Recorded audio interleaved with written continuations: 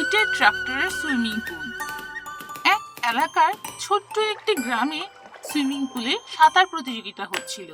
সেখানে সেলিম নামের এক লোক প্রতিযোগিতা দেখে হাততালি দিচ্ছিল, কারণ তার ছেলে রোহান সেই সাঁতার প্রতিযোগিতায় অংশগ্রহণ করেছিল।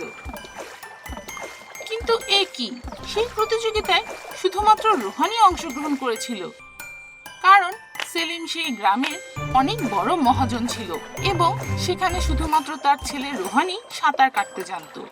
তখন এক মহিলা বলে, এ কেমন প্রতিযোগিতা?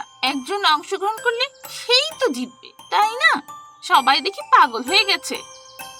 আরে বোন, এমন করে বলো না।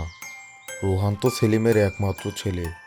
এই গ্রামে শুধু ওদের বাড়িতেই সুইমিং পুল আছে। তোমার কথা যদি ওরা শুনে ফেলে তাহলে সমস্যা হতে পারে। সেই গ্রামের একটি ছেলে ছিল মুন্না। তার সাঁতার শেখার এবং প্রতিযোগিতায় অংশগ্রহণ করার অনেক ইচ্ছে ছিল, কিন্তু গ্রামে কোনো পুকুর বা সুইমিং পুল ছিল না। তাই সে তাদের ট্রাক্টরে করে তার দাদাকে সাথে নিয়ে দূরে এক জঙ্গলের নদীতে গিয়ে সাঁতার শিখত। এই কথা সেলিম জানতে পারে।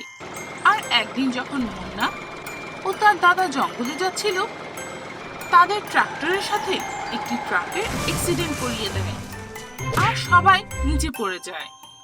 আরে বাবা, তোমার কিছু হয়নি তো? হায় রে, আমার ট্রাক্টর তো একদম ভেঙে চুরে চুরমার হয়ে গেছে। এখন আমি কি করব? আরে দাদা, এই ট্রাক্টর তো অন্য কারো না, এটা সেলিম মহাজনের।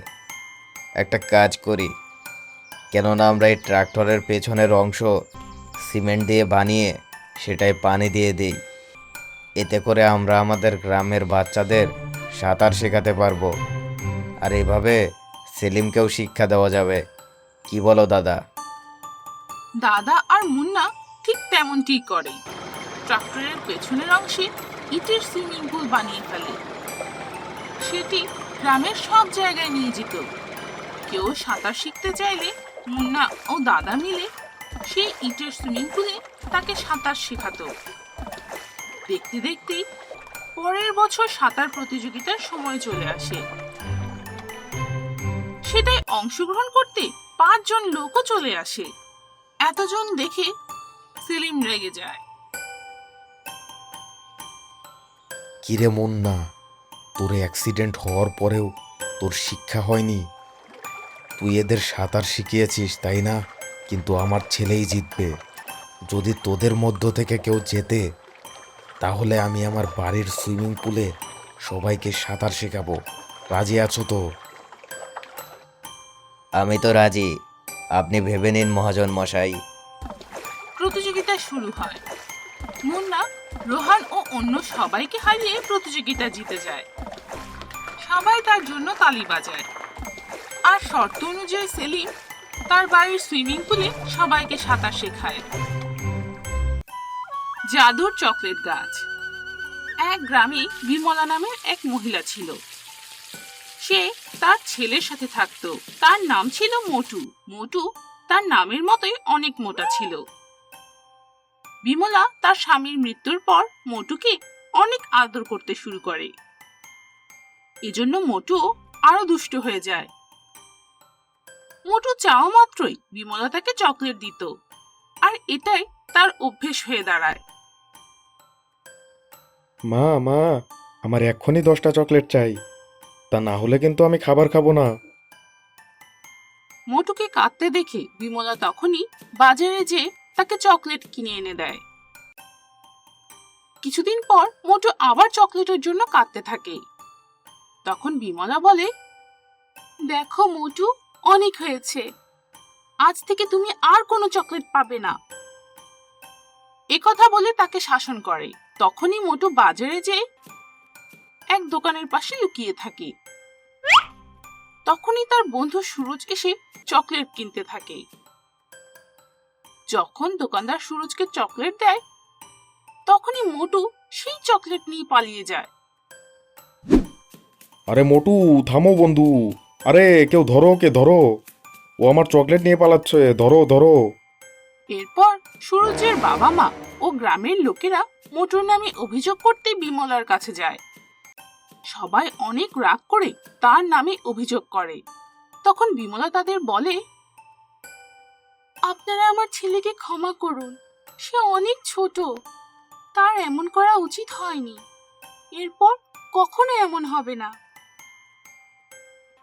সবাই বিমলার কথা মেনে নিয়ে সেখান থেকে চলে যায়, কিন্তু সুরজ মোটুকে শিক্ষা দিতে চায়।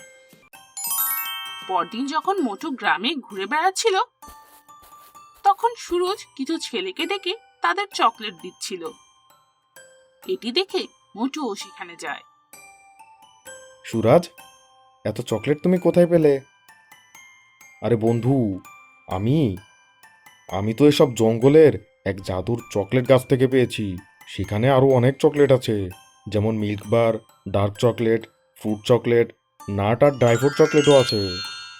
মোটু তখনই দৌড়ে সেখানে যায় আর দেখে যে সুরজ যেমন বলেছিল তেমনই সেখানে অনেক চকলেট আছে। কিন্তু যখনই সে চকলেট নিতে যায়, তখনই সেই গাছ থেকে একটি শব্দ শুনতে পায়। মোটু, তুমি এভাবে আমাদের জাদুর চকলেট নিয়ে যেতে পারবে না। আগে তোমাকে কথা দিতে হবে যে তুমি 1 মাস কোনো চকলেট খাবে না আর মন দিয়ে পড়াশোনা করবে, তারপর তুমি আমার কাছে আসবে। গাছের এ কথা শুনে মোটু নিয়মিত পড়তে শুরু করে আর তার মাকে বাড়ির কাজেও সাহায্য করে। একই সাথে চকলেট খাওয়াও ছেড়ে দেয়। 1 মাস পর যখন মোটু সেই গাছের কাছে যায়, সেখানে কোনো চকলেট ছিল না। আরে, এখানে তো এই গাছে কোনো চকলেটই নেই। তখনই সুরজ গাছের পেছন থেকে হাসতে হাসতে বেরিয়ে আসে। আরে বন্ধু মোটু, এটা আমার কাজ, এটা কোনো জাদুর গাছ না। আমি তোমাকে শিক্ষা দিতে চেয়েছিলাম। দেখো, এখন তোমার চকলেট খাওয়ার অভ্যাসটাও চলে গেছে, আর তুমি তো এখন মন দিয়ে ভালোভাবে পড়াশোনাও করছো। এরপর থেকে সুরজ ও মোটু ভালো বন্ধু হয়ে যায়, আর বিমলাও মোটুর পরিবর্তন দেখে অনেক খুশি হয়। মানিকপুর নামের এক গ্রামে এক ডিগ্রি কলেজ ছিল।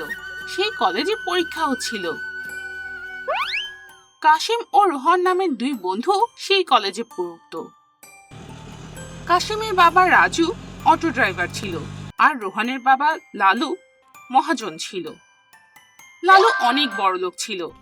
একদিন সে রোহানকে বলে,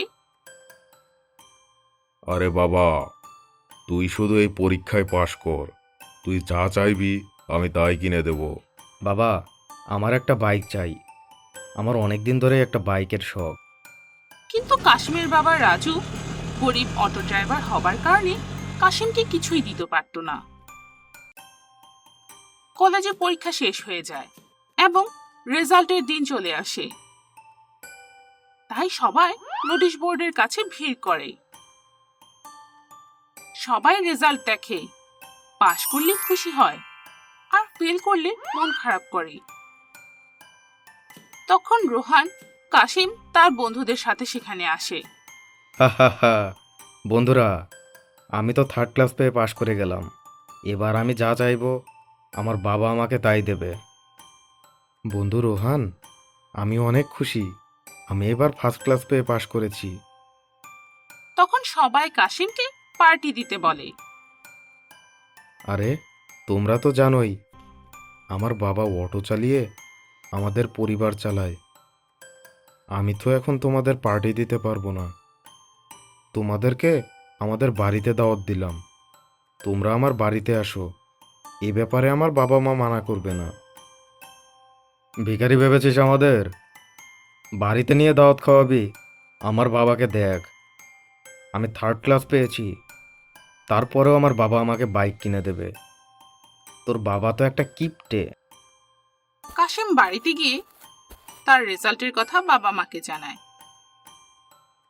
রাজু ও তার স্ত্রী অনেক খুশি হয়। তখন কাশিম বলে, বাবা, আমিও উপহার চাই। সবার বাবা তো কিছু না কিছু কিনে দিচ্ছে, আমার প্রতিদিন হেঁটে কলেজে যেতে কষ্ট হয় বাবা। অন্তত আমাকে একটা সাইকেল কিনে দাও। আচ্ছা বাবা, দেখছি আমি, আমাকে কিছু সময় তো দাও। তখন রাজুর স্ত্রী বলে, আরে এ কি করলে তুমি? ছেলেকে সাইকেল কিভাবে কিনে দেবে? পাগল হয়ে গেলে? আরে গীতা, ও তো আমাদের একমাত্র ছেলে, আর ও তো প্রথম হয়েছে।